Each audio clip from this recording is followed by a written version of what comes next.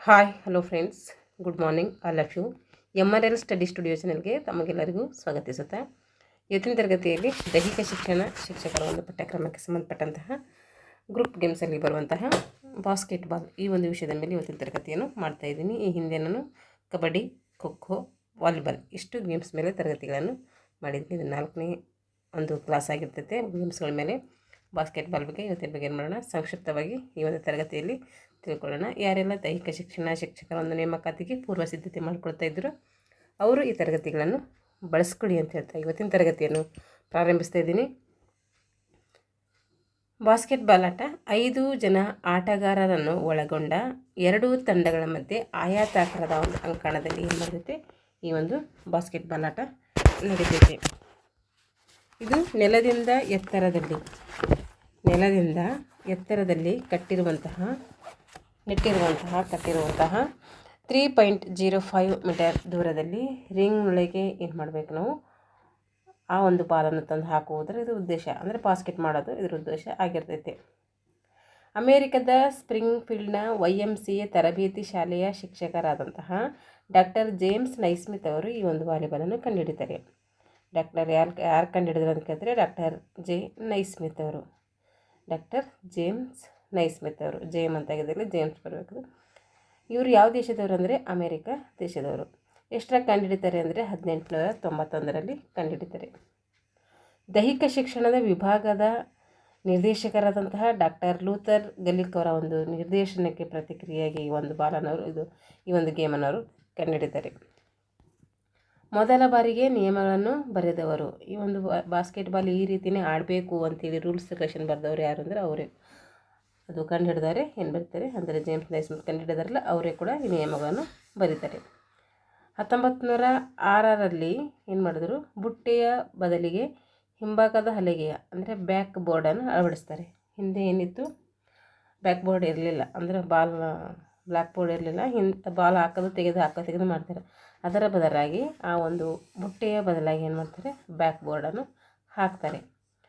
ಅದು ಏನು ಮಾಡ್ತಾರೆ, ಅದು ಹೂಪ್ಸ್ ಅಂತ ಏನು ಕರಿತೀವಿ, ನೋಡಿರಿ. ಒಂದು ಹಿಂಭಾಗದ ಹಲಗೆಗೆ ಜೋಡಿಸಲಾದ ಲೋಹದ ಹೂಪಿಗೆ ಏನು ಮಾಡಲಾಯಿತು, ಬದಲಾಯಿಸಲಾಯಿತು. ಪ್ರಾರಂಭದಲ್ಲಿ ಅಂಕ ಗಳಿಸಬೇಕಾದ್ರೆ ಏನು ಮಾಡಲಾಯಿತು, ಪರ್ಟಿಕ್ಯುಲರಾಗಿ ಒಂದು ಬಾಸ್ಕೆಟ್ಬಾಲ್ಗೆ ಬಾಲ್ ಇರಲಿಲ್ಲ. ಏನು ಮಾಡಿದ್ರು, ಫುಟ್ಬಾಲನ್ನೇ ಬಳಸ್ಕೊಂಡು ಏನೇನು ಮಾಡ್ತಾರೆ, ಈ ಒಂದು ಬಾಸ್ಕೆಟ್ಬಾಲನ್ನು ಆಡ್ತಾರೆ. 1950ರ ವೇಳೆಯಲ್ಲಿ ಸದ್ಯಕ್ಕಿರುವ ಕಿತ್ತಳೆ ಬಣ್ಣದ ಆವಿಷ್ಕಾರ ಆಯ್ತೈತೆ. ಬಾಸ್ಕೆಟ್ಬಾಲ್ನಲ್ಲಿ ಯಾವುದು ಕಲರ್ಸ್ ಇರ್ತೈತೆ ಬಾಲ್ ಅಂದರೆ ಕಿತ್ತಳೆ ಬಣ್ಣದ ಕಲರ್ಸ್ ಇರುವಂತಹ ಒಂದು ಚೆಂಡು ಇರ್ತೈತೆ. ಅದಕ್ಕೆ ಬಾಸ್ಕೆಟ್ಬಾಲ್ ಅಂತ ಕರೆದವ್ರು ಯಾರು ಅಂತಂದರೆ ಅದಕ್ಕೆ ಜೇಮ್ಸ್ ನೈಸ್ಮಿತ್ ಅವರೇ ಕರೀತಾರೆ. ಬಾಸ್ಕೆಟ್ಬಾಲ್ ಆಟ ಹೇಗೆ ಪ್ರಾರಂಭ ಮಾಡ್ತೀವಿ ಅಂದರೆ ಜಂಪ್ ಬಾಲ್ ಮೂಲಕ ಏನು ಮಾಡ್ತೀವಿ, ನಾವು ಪ್ರಾರಂಭ ಮಾಡ್ತೀವಿ.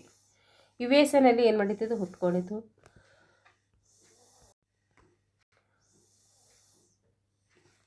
ಬಾಸ್ಕೆಟ್ಬಾಲ್ ಆಟವನ್ನು ಜಂಪ್ ಬಾಲ್ ಮೂಲಕ ಆಡ್ತೀವಿ. USA ಇವತ್ತು ಗೇಮ್ಸ್ ಏನಾಯಿತು, ಜನ್ಮ ತಾಳಿತು. ಪ್ರಥಮ ಬಾರಿಗೆ ಅಧಿಕೃತವಾಗಿ 1897ರಲ್ಲಿ YMCA ಈ ಆಟವನ್ನು ಆಡಲಾಯಿತು. 1891ರಲ್ಲಿ ಕಂಡುಹಿಡಿದ ಒಂದು ವರ್ಷದ ನಂತರ ಏನು ಮಾಡಲಾಯಿತು, YMCA ಈ ಒಂದು ವಾಲಿಬಾಲ್ ಆಟ ಪ್ರದರ್ಶನ ಮಾಡಲಾಯಿತು. 9 ಜನ ಆಟಗಾರರನ್ನು ಒಳಗೊಂಡ 2 ತಂಡಗಳ ಒಂದು ನಡುವಿನ ಅಂದಿನ ನಿಯಮಗಳನ್ನು ಆರಿಸ್ಕೊಂಡು ಏನು ಮಾಡ್ತಾರೆ, ಈ ಒಂದು ಆಟವನ್ನು ಆಡ್ತಾರೆ. 1-0 ಅಂಕದೊಂದಿಗೆ ಕೊನೆಗೊಂಡಿತು. ಅದು ಹೇಗೆ ಕೊನೆಗೊಂಡಿತ್ತು ಮ್ಯಾಚ್ ಅಂದರೆ 1-0 ಅಂಕದೊಂದಿಗೆ ಕೊನೆಗೊಂಡಿತು.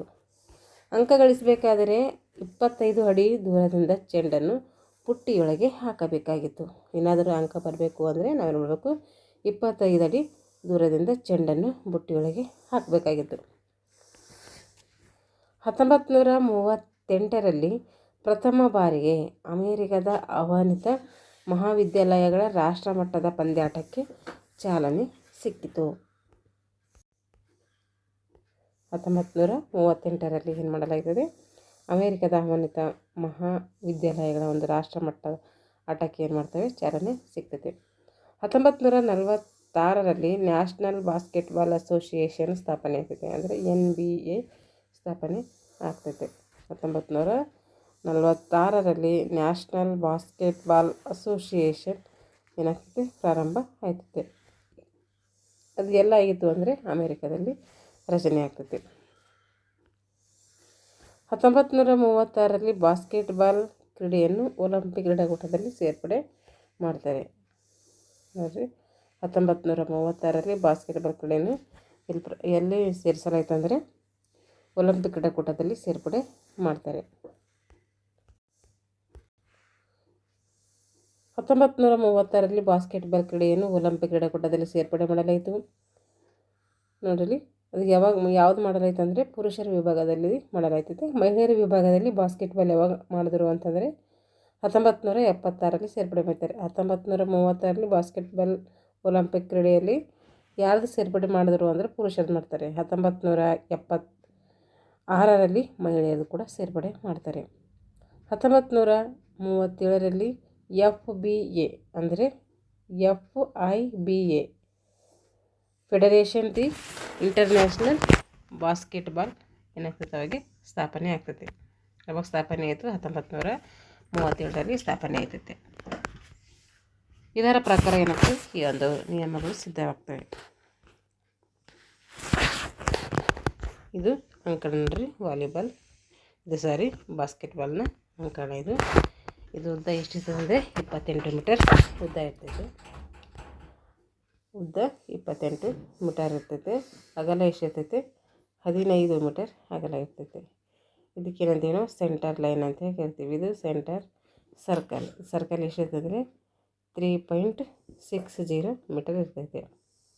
ಇದಕ್ಕೇನಂತೀವಿ ಸೆಂಟರ್ ಲೈನ್ ಅಂತೇಳಿ ಕರಿತೀವಿ. ಇಲ್ಲಿ ನೋಡ್ರಿ, ಇಲ್ಲಿಂದ ಇಲ್ಲಿಗೆ ಎಷ್ಟು ಇರ್ತೈತಿ ಅಂತಂದರೆ 1.25 ಮೀಟ್ರ್ ಇರ್ತೈತಿ. ಇಲ್ಲಿಂದ ಇಲ್ಲಿಗೆ ಇವೆಲ್ಲ ಪ್ಲೇಸ್ಗಳಲ್ಲಿ ಬರ್ತಾವೆ, ಅದಕ್ಕೆ ತೋರಿಸ್ತಾ ಇದ್ದೀನಿ. ಅದು ಎಷ್ಟಿರ್ತದೆ ಅಂದರೆ 5.80 ಇರ್ತೈತೆ. ಜೂಮ್ ಮಾಡಿ ತೋರಿಸ್ತೀನಿ ನೋಡಿರಿ, 5.80. ಈ ವೃತ್ತ ಇರ್ತೈತಲ್ಲ ಇಲ್ಲಿ, ಇದು ಎಷ್ಟಿರ್ತೈತೆ ಅಂತಂದರೆ ಅದು 1.80 ಮೀಟ್ರ್ ಇರ್ತೈತೆ. ಇದರಲ್ಲಿ ನಾವು ಏನು ಮಾಡ್ತೀವಿ, ಬಾಸ್ಕೆಟ್ ಹಾಕ್ತೀವಿ. ಇದಕ್ಕೆ ಬ್ಯಾಕ್ ಬೋರ್ಡ್ ಇದೆ ಅಂಡಲ್ಲಿ, ಇದು ಬ್ಯಾಕ್ ಬೋರ್ಡು ನೋಡಿರಿ. ಇಲ್ಲಿಂದ ಇಲ್ಲಿಗೆ ಎಷ್ಟಿರ್ತೈತೆ ಅಂತಂದರೆ ಇಲ್ಲಿಂದ ಇಲ್ಲಿಗೆ 6.25 ಮೀಟರ್ ಇರ್ತೈತೆ. ಇದ್ರ ಡೀಟೇಲ್ಸಾಗಿ ಕೆಳಗಡೆ ಕೊಟ್ಟಿದ್ದಾರೆ, ನೋಡೋಣ. ನೋಡ್ರಿ, ಅಂಕಣದ ಪರಿಚಯ. ಬಾಸ್ಕೆಟ್ಬಾಲ್ ಅಂಕಣ ಉದ್ದ ಅಗಲ ಎಷ್ಟು ಅಂದರೆ 28 ಮೀಟರ್ ಉದ್ದ ಇರ್ತೈತೆ, 15 ಮೀಟರ್ ಅಗಲ ಇರ್ತೈತೆ. ಬಾಸ್ಕೆಟ್ಬಾಲ್ ಎಲ್ಲ ಕೋರ್ಟ್ಗಳ ಗೆರೆ ಎಷ್ಟಿರ್ತೈತೆ, ಕಾಮನ್ ಆಗಿದ್ದು ಎಲ್ಲಕ್ಕೆ ಅಷ್ಟೇ ಇರ್ತೈತೆ, 5 ಸೆಂಟಿಮೀಟರ್ ಇರ್ತೈತೆ. ಬಾಸ್ಕೆಟ್ಬಾಲ್ 3 ಅಂಕದ ವಲಯ ಏರಿಯಾ ಬಾಸ್ಕೆಟ್ನಲ್ಲಿ ಎಷ್ಟು ಮೀಟರ್ ದೂರದಲ್ಲಿ ಇರಬೇಕು? ಬಾಸ್ಕೆಟ್ಬಾಲ್ 3 ಅಂಕದ ವಲಯ ಅಥವಾ ಏರಿಯಾ ಬಾಸ್ಕೆಟ್ನಿಂದ ಎಷ್ಟು ದೂರದಲ್ಲಿ ಇರಬೇಕಂದ್ರೆ 6.25 ಮೀಟರ್ ಇರಬೇಕು. ತೋರಿಸ್ದಲ್ಲ ಅದೇ ಇದು. ಇಲ್ಲಿಂದ ಏನಾದರೂ ನಾವು ಬಾಸ್ಕೆಟ್ ಮಾಡಿದರೆ ಅದಕ್ಕೆ ಎಷ್ಟು ಅಂಕಗಳು ಬರ್ತವೆ ಅಂದರೆ 3 ಅಂಕಗಳು ಬರ್ತವೆ. ಆಮೇಲೆ ನೋಡಿರಿ, ಬಾಸ್ಕೆಟ್ಬಾಲ್ ರಿಂಗ್ನಲ್ಲಿ ನೆಟ್ಟಿನ ಉದ್ದ, ಬಾಸ್ಕೆಟ್ಬಾಲಲ್ಲಿ ನೆಟ್ ಉದ್ದ ಇರ್ತೈತಲ್ಲ, ಆ ಉದ್ದ ಎಷ್ಟಿರ್ತೈತೆ ಅಂದರೆ 40 ಸೆಂಟಿಮೀಟರ್ ಉದ್ದ ಹಾಕಿರ್ತಾರೆ. ಆ ಬಾಸ್ಕೆಟ್ ಹಾಕೋ ಟೈಮ್ನಾಗ ನೆಟ್ ಇರ್ತಲ್ಲ, ಆ ನೆಟ್ಟಿದು. ಆಟದ ಮಧ್ಯದ ವೃತ್ತ, ಆಟ ಪ್ರಾರಂಭಿಸುವ ವೃತ್ತ, ಅದು ಎಷ್ಟಿರ್ತದೆ ಅಂದರೆ 3.60 ಮೀಟರ್ ಇರ್ತದೆ. ನೋಡಿದೆವಲ್ಲ, ಆಟ ಪ್ರಾರಂಭಿಸೋದು ಇದರ ಮೂಲಕ ಮಾಡ್ತಾರೆ, ಜಂಪ್ ಬಾಲ್ ಮೂಲಕ ಪ್ರಾರಂಭ ಮಾಡ್ತಾರೆ. ಬ್ಯಾಕ್ ಬೋರ್ಡ್ನ ಅಳತೆ, ಬ್ಯಾಕ್ ಬೋರ್ಡ್ ಇರ್ತೈತಲ್ಲ,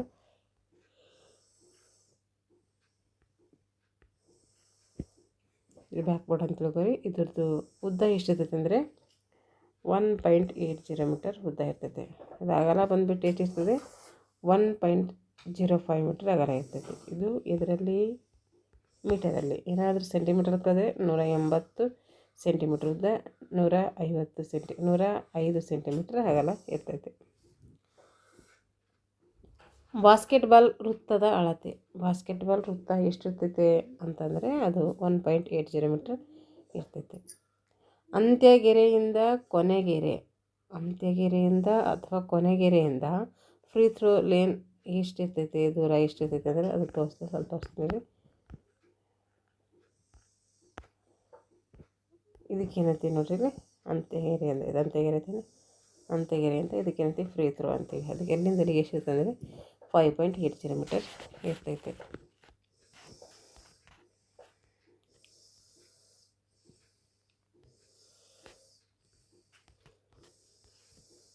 ನೋಡಿ,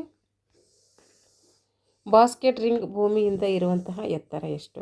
ಬಾಸ್ಕೆಟ್ ರಿಂಗು ಭೂಮಿಯಿಂದ ಎಷ್ಟು ಎತ್ತರ ಇದೆ ಅಂದರೆ 3.05 ಮೀಟರ್ ಇರ್ತೈತೆ. ಇಲ್ಲಿಂದ ಏನಾಗ್ತೈತೆ, ಆಟ ಗೇಮ್ ಸ್ಟಾರ್ಟ್ ಮಾಡ್ತಾರೆ. ಬೋರ್ಡ್ ಮತ್ತು ರಿಂಗಿನ ಅಂತರ ಎಷ್ಟಿರ್ತೈತಿ? ಬೋರ್ಡು ಮತ್ತು ರಿಂಗ್ ಅವೆರಡರ ಮಧ್ಯೆ ಎಷ್ಟು ಅಂತರ ಇರ್ತದೆ ಅಂತಂದರೆ 15 ಸೆಂಟಿಮೀಟರ್ ಅಂತರ ಇರ್ತೈತಿ. ಕಂಬದಿಂದ ಅಂತ್ಯದ ಗೆರೆಗೆ ಇರುವಂತಹ ದೂರ ಎಷ್ಟು? ಕಂಬದಿಂದ ಅಂತ್ಯದ ಗೆರೆಗೆ ಇರುವಂಥ ದೂರ ಎಷ್ಟು ಅಂದರೆ 1 ಮೀಟರ್ ಇರ್ತೈತಿ. ಬಾಸ್ಕೆಟ್ಬಾಲ್ ಬೋರ್ಡ್ನ ಅಳತೆ ಎಷ್ಟು? ಇದು ಏನಾಗಿರ್ತೈತೆ, ಒಳಗೊಂದಿರ್ತೈತಿ. ಇದು ಹೊರಗಿನ ಹಲಗೆ ಆದರೆ ಇದು ಒಳಗಿನ ಹಲಗೆ. ಇದು ಎಷ್ಟಿರ್ತೈತೆ ಅಂದರೆ 59 ಸೆಂಟಿಮೀಟರ್ ಅಗಲ ಇರ್ತೈತಿ. ಇದು ಉದ್ದ ಇರ್ತೈತೆ 45 ಸೆಂಟಿಮೀಟರ್ ಅಗಲ ಇರ್ತೈತಿ. ರಿಂಗಿನ ವ್ಯಾಸ, ಬಾಸ್ಕೆಟ್ಬಾಲ್ ಇದೆ ಅಂದರೆ ಅದರ ರಿಂಗ್ ಹಿಂಗೆ ಇರ್ತದಲ್ಲ, ಅದ್ರ ವ್ಯಾಸ ಎಷ್ಟಿರ್ತೈತಿ? ಅದರ ವ್ಯಾಸ ಅಂದರೆ ಸುತ್ತಳತೆ ಎಷ್ಟಿರ್ತದೆ ಅಂದರೆ ಅದು 45 ಸೆಂಟಿಮೀಟರ್ ಇರ್ತೈತೆ. 45 ಸೆಂಟಿಮೀಟರ್ ಇರ್ತೈತೆ. ಇಷ್ಟು ಅಂಕಣ ಬಗ್ಗೆ ಸಂಕ್ಷಿಪ್ತವಾಗಿ ತಿಳ್ಕೊಂಡಿದ್ವಿ. ಇವಾಗ ಚೆಂಡು ಯಾವ ಆಕಾರದಾಗಿರ್ತೈತೆ? ಚೆಂಡು ಅಂದರೆ ಗೋಲಾಕಾರ ಅಂತ ನಮ್ಗೆ ಗೊತ್ತಿರುತ್ತೆ. ಅದರ ಚರ್ಮ ಎದರಿಂದ ಮಾಡ್ತಾರೆ ಅಂದರೆ ಸಿಂಥೆಟಿಕ್ ಚರ್ಮದಿಂದ ಮಾಡ್ತಾರೆ. ಸಿಂಥೆಟಿಕ್ ಚರ್ಮ, ರಬ್ಬರ್ ಹಾಗೆ ಸಿಂಥೆಟಿಕ್ ವಸ್ತುಗಳಿಂದ ನಿರ್ಮಿಸ್ತಾರೆ. ಅದಕ್ಕೆ ಎಷ್ಟು ಬಣ್ಣಗಳಿದ್ದಾವೆ ಅಂದರೆ ಕಿತ್ತಳೆ ಬಣ್ಣದ 8 ಪಟ್ಟಿಗಳು ಕಂಡುಬರ್ತವೆ. ನೀವು ಬೇಕಾದರೆ ಎಣಿಸಿ ನೋಡ್ರಿ, 8 ಪಟ್ಟಿಗಳು ಕಂಡುಬರ್ತವೆ. ಅವುಗಳ ಮಧ್ಯದಲ್ಲಿ ಕಪ್ಪು ಬಣ್ಣದ ಜೋಡಣಾ ಗೆರೆಗಳು ಕಂಡುಬರ್ತವೆ. ಅವುಗಳ ಮಧ್ಯದಲ್ಲಿ ಇರ್ತವೆ ಕಪ್ಪು ಬಣ್ಣದ ಜೋಡಣಾ ಗೆರೆಗಳು ಕೂಡ ಇರ್ತವೆ. ಚೆಂಡಿನೊಳಗಿನ ಗಾಳಿಯನ್ನು ನಾವು ಏನಾದರೂ ಪರೀಕ್ಷೆ ಮಾಡಬೇಕು ಅಂದರೆ ಚೆಂಡನ್ನು ನಾವು ಎಷ್ಟು ಎತ್ತರದಿಂದ ಬೀಳಿಸಿದಾಗ ಎಷ್ಟು ಪುಟ್ಟಿದ್ರೆ ಅದು ಟೆಸ್ಟ್ ಮಾಡ್ತೀವಿ ಅಂದರೆ 180 ಮೀಟರ್ ಎತ್ತರದಿಂದ ಬೀಳಿಸಿದಾಗ ಅದರ ತಳಭಾಗ ಎಷ್ಟು ಪುಟಿಬೇಕು ಅಂದರೆ 1.20 ಮೀಟರ್ನಿಂದ 1.40 ಮೀಟರ್ನಷ್ಟು ಎತ್ತರಕ್ಕೆ ಪುಟಿಬೇಕು. ಈಗ ವಿಭಾಗ, ಪುರುಷರು ಮತ್ತು ಮಹಿಳೆಯರ ವಿಭಾಗದಲ್ಲಿ ನೋಡಿರಿ, ಪುರುಷರ ಒಂದು ಬಾಲ್ನ ತೂಕ ಎಷ್ಟಿರ್ತದೆ ಅಂದರೆ 567ರಿಂದ 650 ಗ್ರಾಮ್ ಇರ್ತೈತಿ. ಮಹಿಳೆಯರು ಕೇಳಿದರೆ 567 ಗ್ರಾಮ್ನಿಂದ 510 ಗ್ರಾಮ್ ಇರ್ತೈತಿ. 510 ಫಸ್ಟ್ ತಗೋಬೇಕು. 510ರಿಂದ 567 ಗ್ರಾಮ್ ಇರ್ತೈತಿ. ಹಾಗಾದರೆ ಸುತ್ತಳತೆ ಬಾಲಿಂದ ಎಷ್ಟಿರ್ತೈತಿ ಪುರುಷರಿಗೆ ಅಂದರೆ 74.9ರಿಂದ ಎಷ್ಟಿರ್ತೈತಿ 78 ಸೆಂಟಿಮೀಟರ್ ಇರ್ತೈತಿ. 74.9ರಿಂದ 78 ಸೆಂಟಿಮೀಟರ್ ಇರ್ತೈತಿ. ಹಾಗಾದರೆ ಮಹಿಳೆಯರದು ಎಷ್ಟಿರ್ತೈತಿ ಅಂದರೆ 72.4ರಿಂದ 73.7 ಸೆಂಟಿಮೀಟರ್ ಇರ್ತೈತಿ.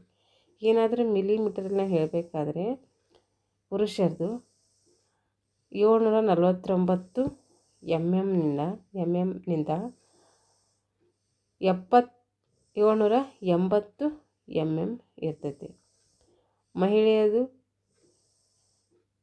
724 ಎಂಎಂನಿಂದ 737 ಎಂಎಂ ಇರ್ತೈತಿ. ಒಟ್ಟಿನ ಪಾಯಿಂಟ್ ತೆಗೆದು ಅದೇ ರೀತಿ ಬರೋದಕ್ಕೆ ಎಂಎಂ ಅಂತೇಳಿ ನಾವು ಕರಿತೀವಿ.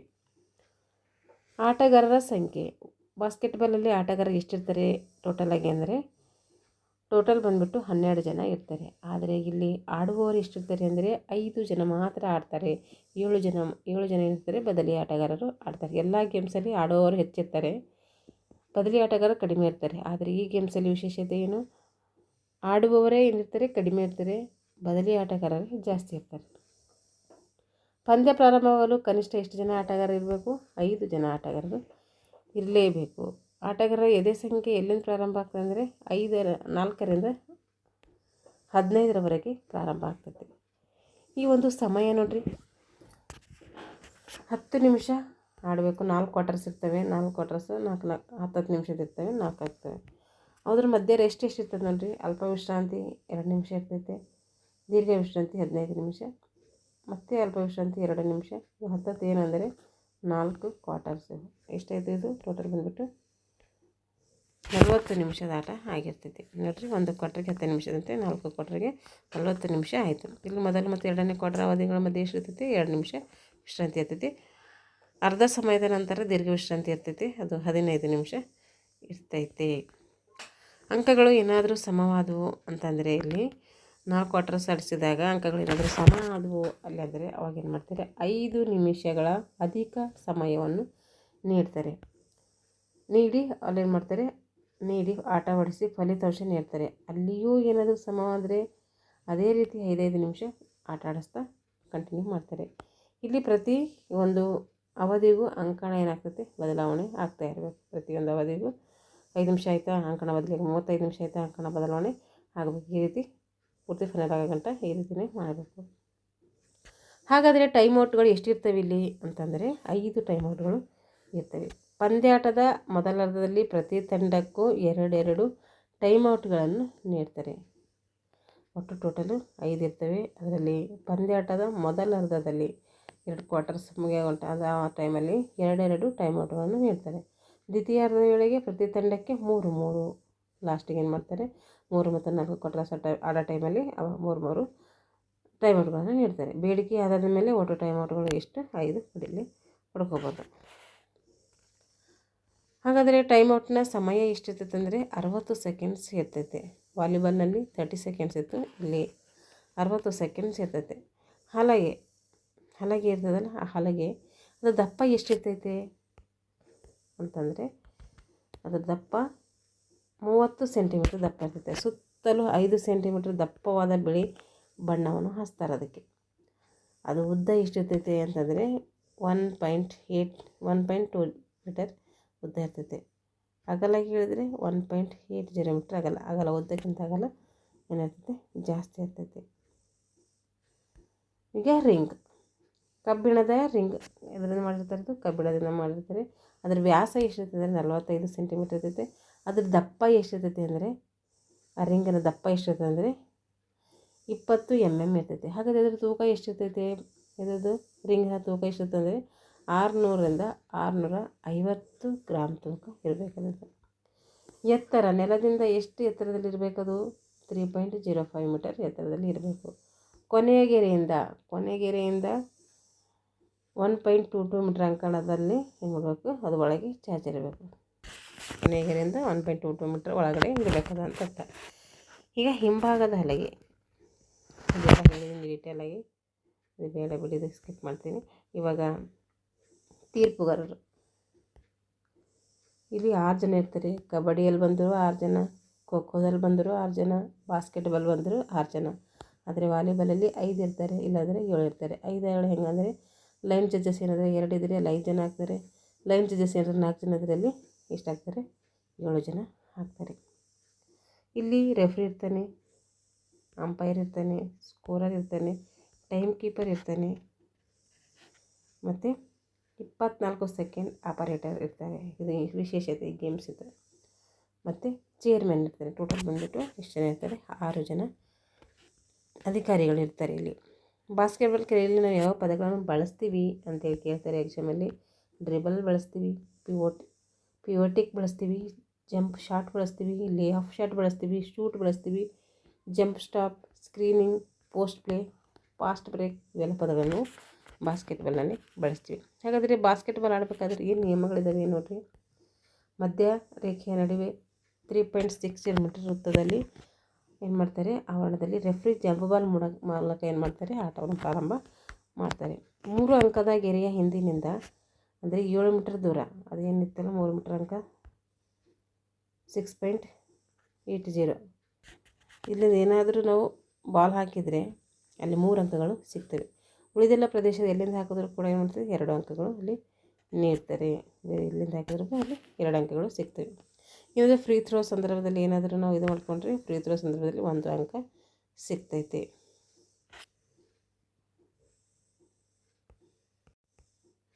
ಸರಿ, ಇದು ಫ್ರೀ ಥ್ರೋ ಲೇನ್ ದೂರ ಅಂದರೆ 5.80. ಅದು ಏನಾದರೂ ನಾವು ಎಲ್ಲಿ 3 ಅಂಕಗಳು ಎಲ್ಲಿಂದ ಸಿಗ್ತದೆ ಅಂತಾರೆ ಅದಕ್ಕೆ ಎಷ್ಟೈತಿ? 6.25 6.80 ಹೇಳೋದಲ್ಲ ಅದು, ಸಾರಿ, ಇದು 8 ಸೇರಿಸ್ಕೊಂಡಿದ್ದಾನೆ.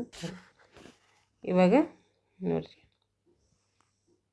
ನಿಯಮ ಉಲ್ಲಂಘಿಸಿದಾಗ ಮತ್ತು ಅಕ್ರಮ ಸಂದರ್ಭಗಳಲ್ಲಿ ಆಟದ ಗಡಿಯಾರ ಏನು ಮಾಡ್ತಾರೆ, ಸ್ಟಾಪ್ ಮಾಡ್ತಾರೆ.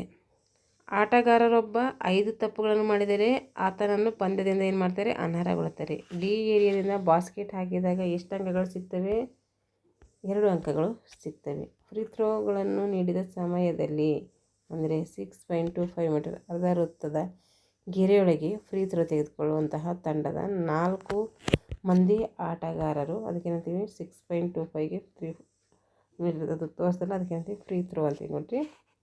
ಅವು ಫ್ರೀ ಥ್ರೋ ಅಲ್ಲೇ ತೊಗೋಬೇಕಾದ್ರೆ ಅಲ್ಲೇ ನಿಂತ್ಕೋಬೇಕು. ಅವ್ರಲ್ಲಿ ಎಷ್ಟು ಜನ ನಿಂತ್ಕೋಬೇಕು ಅಂದರೆ ತಂಡದ 4 ಮಂದಿ ಆಟಗಾರರು, ಎದುರಾಳಿ ತಂಡದ 3 ಮಂದಿ ಆಟ. ನಾವು ತೊಗೊಳ್ತೀವಿ, ಅವ್ರು ಎದುರಾಳಿ ತಂಡ ಆಗ್ತಾರೆ, ಅವ್ರು 3 ಜನ ಇರಬೇಕು, ನಾವು 4 ಜನ ಇರಬೇಕು ಅಂತ ಅರ್ಥ. ಇಷ್ಟು ನಿರ್ಲಾಖಿನಲ್ಲಿ ಅನುಮತಿ ಕೊಡ್ತಾರೆ.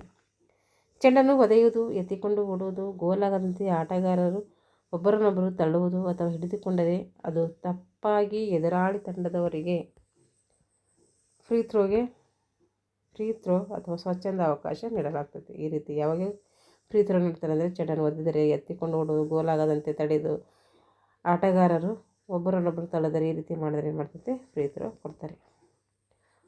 ಅಂದರೆ ಈ ತಂಡದಲ್ಲಿ ಮಾಡಿದ್ರೆ ಅಂದರೆ ಆ ತಂಡ ಕೊಡ್ತಾರೆ, ಆ ತಂಡದಲ್ಲಿ ಮಾಡಿದ್ರೆ ಈ ತಂಡ ಕೊಡ್ತಾರೆ. ಬಾಸ್ಕೆಟ್ಬಾಲ್ ಆಟದಲ್ಲಿ ಚೆಂಡನ್ನು ತನ್ನ ಆಧೀನದಲ್ಲಿಟ್ಟುಕೊಂಡಿರುವ ತಂಡ ಎದುರಾಳಿ ತಂಡದ ಅಂಕಣದಿಂದ ತನ್ನ ತಂಡಕ್ಕೆ ಚೆಂಡನ್ನು ಕಳಿಸಿದರೆ ಎದುರಾಳಿ ತಂಡಕ್ಕೆ ಏನು ಸಿಗ್ತೈತೆ, ಅವಾಗೆ ಥ್ರೋ ಇನ್ ಸಿಗ್ತೈತೆ.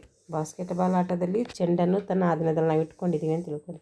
ನಮ್ಮ ತಂಡದಲ್ಲಿ ನಾವು ಇಟ್ಕೊಂಡಿದ್ದೀವಿ ಅಂದರೆ ಎದುರಾಳಿ ತಂಡದ ಅಂಕಣದಿಂದ ತನ್ನ ತಂಡದ ಅಂಕಣಕ್ಕೆ ಚೆಂಡು ಕಳಿಸಿದರೆ, ಎದುರಾಳಿ ತಂಡದಿಂದ ನಮಗೆ ಚೆಂಡ ಕಳಿಸಿದರೆ ನಾವೇನು ಮಾಡಿದೆವು, ಇಲ್ಲಿ ಇಟ್ಕೊಂಡಿದ್ದೀವಿ.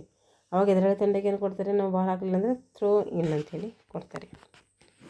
ಯಾವಾಗ ಉಲ್ಲಂಘನೆ ಆಗ್ತವ ನೋಡಿರಿ, 2 ಕೈಗಳಿಂದ ನಾವು ಏಕಕಾಲದಲ್ಲಿ ಬಾಲನ್ನು ಏನಾದರೂ ಪುಟ್ಟಿಸ್ತೀವಿ ಅಂದರೆ ಅವಾಗ ಉಲ್ಲಂಘನೆ ಆಗ್ತೈತೆ. ಕೈಗಳಿಂದ ಹಿಡಿದು ಒಂದಕ್ಕಿಂತ ಹೆಚ್ಚು ಹೆಜ್ಜೆಗಳನ್ನು ಇಡುವುದು, ಪುಟ್ಟಿಸಿದ ನಂತರ ಚೆಂಡನ್ನು ನಿಯಂತ್ರಿಸುವುದು, ಪುಟ್ಟಿಸುವಾಗ ಚೆಂಡನ್ನು ಮಧ್ಯದಲ್ಲಿ ಹಿಡಿಯುವುದು, 3 ಸೆಕೆಂಡ್ ಅಥವಾ ಹೆಚ್ಚಿನ ಕಾಲ ನಿರ್ಬಂಧಿತ ಪ್ರದೇಶದಲ್ಲಿ ನಿಲ್ಲುವುದು, 5 ಸೆಕೆಂಡ್ನ ನಿಯಮ ಉಲ್ಲಂಘನೆ, 8 ಸೆಕೆಂಡ್ನ ನಿಯಮ ಉಲ್ಲಂಘನೆಗಳ ಕುರಿತು ಬರೀರಿ ಅಂತ ಕೇಳಿದರೆ ಇಷ್ಟೆಲ್ಲ ಬರೀಬೇಕು ನಾವು.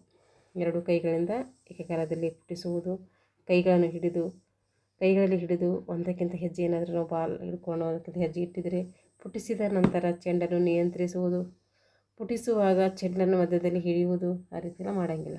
5 ಸೆಕೆಂಡ್ ಅಥವಾ 3 ಸೆಕೆಂಡಿನ ಹೆಚ್ಚಿನ ಕಾಲ ನಿರ್ಬಂಧಿತ ಪ್ರದೇಶದಲ್ಲಿ ನಾವೇನಾದರೂ ನಿಲ್ಲುವುದು, 5 ಸೆಕೆಂಡ್ ನಿಯಮ ಉಲ್ಲಂಘನೆ ಮಾಡಿದರೆ, 8 ಸೆಕೆಂಡ್ ನಿಯಮ ಉಲ್ಲಂಘನೆ ಮಾಡಿದರೆ, 24 ಸೆಕೆಂಡ್ ನಿಯಮ ಉಲ್ಲಂಘನೆ ಮಾಡಿದರೆ, ಎಲ್ಲಗಳು ಏನಂತೀವಿ ನಾವು ನಿಯಮ ಉಲ್ಲಂಘನೆಗಳು ಅಂಥೇಳಿ ಕರಿತೀವಿ. ಇಲ್ಲಿ ನಾವು ಏನು ಗಮನಿಸಬೇಕು ಅಂದರೆ ನೋಡಿರಿ, ಇಲ್ಲಿ ಸ್ಕ್ರೀನಿಂಗ್, ಪೋಸ್ಟ್ ಪ್ಲೇ, ಇದಕ್ಕೇನಂತೀವಿ ಪೋಸ್ಟ್ ಪ್ಲೇಗೆ, ಅದರಲ್ಲಿ high post play, low post play ಅಂತೇಳಿ ಬರ್ತೈತೆ. ಫಾಸ್ಟ್ ಬ್ರೇಕ್ ಇವು ಬಾಸ್ಕೆಟ್ಬಾಲ್ನ ಆಕ್ರಮಣ ತಂತ್ರಗಳು. ಸ್ಕ್ರೀನಿಂಗ್ ಅಂದರೆ ಏನು, ಎದುರಾಳಿ ತಂಡಕ್ಕೆ ನಾವು ಅಡ್ಡವಾಗಿ ನಿಲ್ಲೋಕ್ಕೆ ಸ್ಕ್ರೀನಿಂಗ್ ಅಂತೇಳಿ ಕರಿತೀವಿ. ಇಲ್ಲದ ನೋಡ್ರಿ ಕೆಳಗಡೆ, ಎದುರಾಳಿ ಆಟಗಾರನ ಚಲನೆಗೆ ಅಡ್ಡಲಾಗಿ ನಿಲ್ಲೋದಕ್ಕೆ ಅಂತೀವಿ ಸ್ಕ್ರೀನಿಂಗ್ ಅಂತೇಳಿ ಕರಿತೀವಿ. 1997 ಮತ್ತು 98ರ ಜೂನಿಯರ್ ರಾಷ್ಟ್ರೀಯ ಬಾಸ್ಕೆಟ್ಬಾಲ್ ಅಸೋಸಿಯೇಷನ್ಶಿಪ್ ಎಲ್ಲಿ ನಡೀತಂದರೆ ದೆಹಲಿಯಲ್ಲಿ ನಡೀತೈತೆ. ಬಾಲಕಿಯರದು ಕರ್ನಾಟಕದಲ್ಲಿ ಏನು ಮಾಡ್ತೈತೆ, ಅದು ಕರ್ನಾಟಕದಲ್ಲಿ ತೃತೀಯ ಸ್ಥಾನವನ್ನು ಪಡ್ಕೊಳ್ತೈತಿ. 1997-98ರಲ್ಲಿ ಜೂನಿಯರ್ ರಾಷ್ಟ್ರೀಯ ಬಾಸ್ಕೆಟ್ಬಾಲ್ ಚಾಂಪಿಯನ್ಶಿಪ್ ದೆಹಲಿಯಲ್ಲಿ ನಡೆಯಿತು. ಅಲ್ಲಿ ಬಾಲಕಿಯರು ಭಾಗವಹಿಸ್ತಾರೆ, ಅವರಲ್ಲಿ ಕರ್ನಾಟಕದ ತೃತೀಯ ಸ್ಥಾನ ಪಡ್ಕೊಳ್ತಾರೆ. 2003-2004ರ ಬಾಲಕರ ರಾಷ್ಟ್ರೀಯ ಬಾಸ್ಕೆಟ್ಬಾಲ್ ಚಾಂಪಿಯನ್ಶಿಪ್ ಕಾಂಗದಲ್ಲಿ ನಡೀತೈತಿ, ಅಲ್ಲಿ ದ್ವಿತೀಯ ಸ್ಥಾನ ಬರ್ತೈತೆ ಕರ್ನಾಟಕಕ್ಕೆ.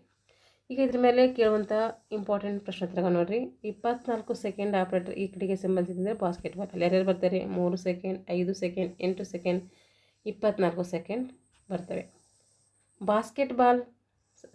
ಬಾಸ್ಕೆಟ್ಬಾಲ್ ಆಟದಲ್ಲಿ 1 ಕ್ವಾರ್ಟರ್ನ ಅವಧಿ ಎಷ್ಟಿರ್ತದೆ, 10 ನಿಮಿಷ. 4 ಕ್ವಾರ್ಟರ್ ಎಷ್ಟಿರ್ತವೆ, 10 ನಿಮಿಷದ. ಬಾಸ್ಕೆಟ್ಬಾಲ್ ಬೋರ್ಡ್ನ ಉದ್ದ ಮತ್ತು ಅಗಲ ಎಷ್ಟಿರ್ತೈತೆ, 1.80 ಮೀಟರ್ ಉದ್ದ ಇರ್ತೈತೆ, 1.05 ಮೀಟರ್ ಅಗಲ ಇರ್ತೈತೆ.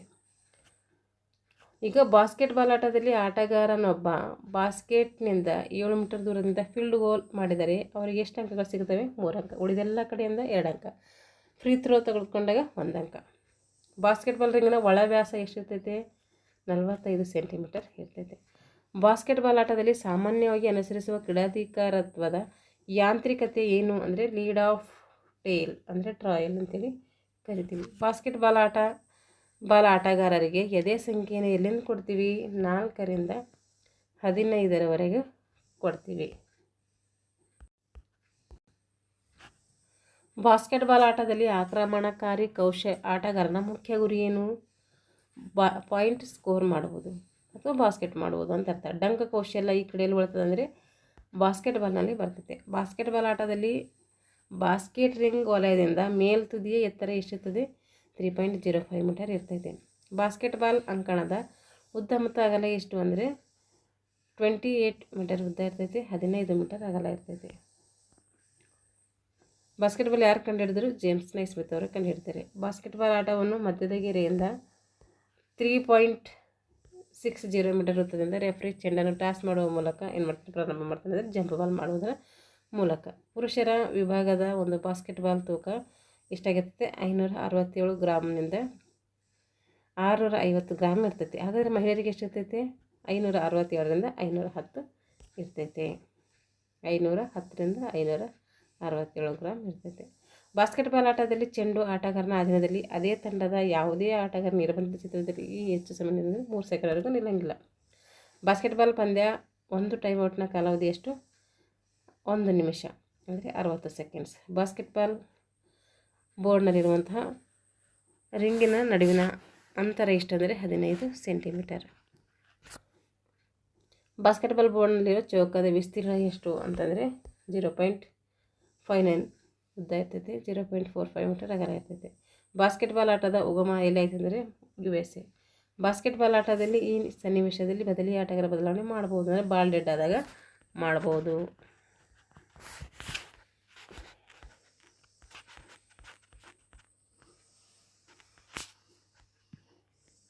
BAI ಅಂದ್ರೇನು? Basketball association of India. Basketball ಆಟದಲ್ಲಿ ಪುರುಷರ ವಿಭಾಗದಲ್ಲಿ ರಾಷ್ಟ್ರೀಯ ಚಾಂಪಿಯನ್ಶಿಪ್ ಗೆದ್ದ ತಂಡಕ್ಕೆ ನೀಡುವಂಥ ಟ್ರೋಫಿ ಯಾವುದಂದರೆ ಟೋಡ್ ಮೆಮೋರಿಯಲ್ ಟ್ರೋಫಿ. ಮಹಿಳೆಯರ ವಿಭಾಗದಲ್ಲಿ ರಾಷ್ಟ್ರೀಯ ಚಾಂಪಿಯನ್ಶಿಪ್ ಗೆದ್ದ ತಂಡಕ್ಕೆ ನೀಡುವಂಥ ಟ್ರೋಫಿ ಬಸಲಾತ್ ಟ್ರೋಫಿ. ಪುರುಷರಿದ್ದರೆ ಟೋಡ್ ಮೆಮೋರಿಯಲ್ ಟ್ರೋಫಿ ನೀಡ್ತಾರೆ, ಮಹಿಳೆಯರಿಗೆ ನೀಡ್ತಾರೆ ಬಸಲತ್ ಜಾಬ್ ಟ್ರೋಫಿ ನೀಡ್ತಾರೆ. ಬಾಸ್ಕೆಟ್ಬಾಲ್ ಆಟದಲ್ಲಿ ಚೆಂಡು ತಮ್ಮ ಅಧೀನದಲ್ಲಿದ್ದಾಗ 8 ಸೆಕೆಂಡ್ ಒಳಗೆ ಎದುರಾಳಿ ತಂಡದ ಅಂಕಗಳನ್ನು ಪ್ರವೇಶಿಸಬೇಕು. ಇಲ್ಲಂದರೆ ಏನು ಸಿಗ್ತವೆ? ಎದುರಾಳಿ ತಂಡಕ್ಕೆ ಥ್ರೋ ಇನ್ ಕೊಡ್ತಾರೆ.